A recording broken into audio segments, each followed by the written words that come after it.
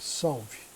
Eu sou o Walter Fanganiello Maierovitch e hoje é dia 17 de fevereiro de 2021. O tema de hoje é a prisão em flagrante do deputado federal de nome Daniel Silveira, um caso de repercussão. Hoje, quarta-feira, o Supremo Tribunal Federal, em sessão plenária, confirmou a decisão do ministro Alexandre de Moraes e que gerou a prisão em flagrante delito por crime continuado desse deputado chamado Daniel Silveira. Como tudo isso começou? Ontem, terça-feira, o ministro Fux, presidente do Supremo Tribunal Federal, foi informado e a ele mostrado que no YouTube havia um vídeo gravado pelo deputado federal Daniel Silveira que ofendia ministros do Supremo Tribunal Federal, fazia ameaças, manifestação que atentava contra a democracia e contra o Estado democrático de direito. Manifestação que pedia a volta do ato institucional número 5. E por ali em diante. Em síntese, crimes e crimes graves. O ministro Fux, ao tomar conhecimento, encaminhou esse material para o xerife, atenção, ao xerife do Supremo Tribunal Federal, que é o ministro Alexandre de Moraes. E por que, os senhores perguntarão, e por que xerife? Por uma razão muito simples. Por portaria do então presidente Dias Toffoli, o ministro Alexandre de Moraes foi nomeado, indicado para presidir um inquérito judicial. Atenção, inquérito judicial.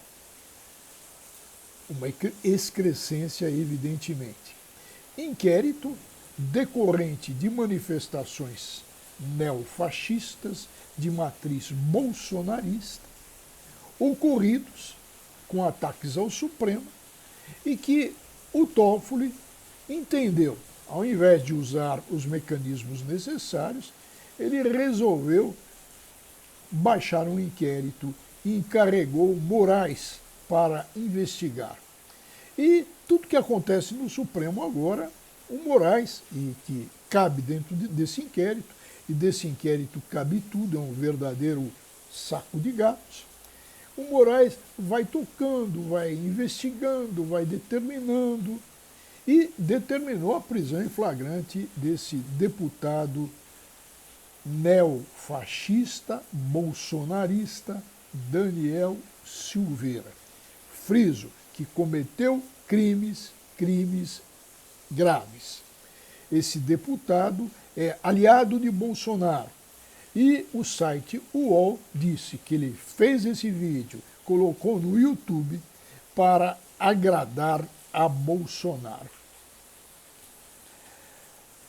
O Supremo, como eu disse, confirmou a prisão que foi executada pela polícia por ordem do Alexandre de Moraes. Volto a repetir, inquérito judicial não existe.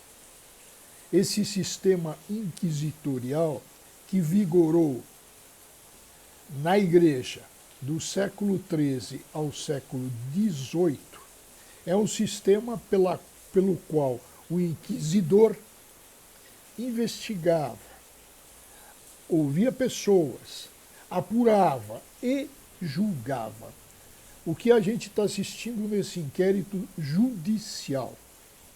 Juízes que são vítimas, os 11 ministros do Supremo que foram ofendidos, por meio de Alexandre de Moraes, estão investigando crimes graves contra o Supremo e contra eles, de modo a transformar o juiz na figura de um inquisidor. Porque no processo constitucional penal brasileiro, o sistema é acusatório, o juiz é imparcial, fica longe das partes, não é parte, mas é sujeito da relação processual, e que analisa uma pretensão de punir do Ministério Público, titular do direito de punir, do direito de acusar, do ius puniendi, e do outro lado um réu que é titular do direito subjetivo de liberdade. E o juiz faz o quê? Substitui a vontade das partes pela vontade da lei, apura de modo a não deixar impunes os crimes e não punir inocentes. Esse é o nosso sistema, não um sistema de inquisição, de inquérito judicial. Mas o Supremo confirmou a prisão, com exceção do voto do ministro Marco Aurélio, que fala de crimes, de caso de prisão em flagrante, que era mesmo em crime continuado, mas fala que o relator, ou seja, Moraes, não era o relator natural para o caso. Agora, a situação é que pela Constituição, pela nossa Constituição, toda vez que ocorre prisão em flagrante de deputado federal, a Câmara se reúne para analisar a situação e para fazer um juízo se mantém a prisão ou se determina a soltura. Para manter a prisão, há necessidade de maioria absoluta. Ou seja, nós temos 513 deputados, isso dividido por 2 e mais 1, dá 257. 257 deputados terão de confirmar a prisão para que ela continue, senão essa prisão cai. Pelo que se sabe dos bastidores, já há um movimento feito pelo presidente da Câmara, eleito pelo grupo de Bolsonaro, pelo Centrão, no sentido de não manter a prisão e instaurar um procedimento administrativo, uma infração administrativa por falta de decoro, daquelas que rodam, não saem da gaveta e não dão em nada. O entendimento de que se tratou de delito de opinião deve ser analisado de uma maneira correta, técnica. Existe a liberdade de expressão, o direito de opinião. Agora, o que não é possível é que isso se materialize por crimes, que foi o que ocorreu. Se pode dar opinião, mas não se pode cometer crimes. Tanto é que a Constituição admite a prisão em flagrante de um parlamentar, de um deputado, que cometer crimes, e crimes, inclusive, de opinião. Pela decisão da Câmara, nós poderemos ter aí um conflito, um desencontro entre dois poderes, mas a revelar que o sistema de freios e contrapesos no Brasil não funciona bem, não está bem azeitado. Essa decisão da Câmara poderá ser uma decisão torta, corporativa. No entanto, o Supremo usa do quê? De uma arma. O Supremo, que é um poder desarmado, descobriu uma arma. E essa arma se chama inquérito judicial. O estranho é que, pelo sistema constitucional, o inquérito judicial é inconstitucional, não é possível pelo nosso sistema acusatório. Está aí o Supremo cometendo uma inconstitucionalidade. E num pano rápido e para encerrar, o ponto fundamental. Existe uma causa. Esse deputado é um boquirroto, é um sujeito ávido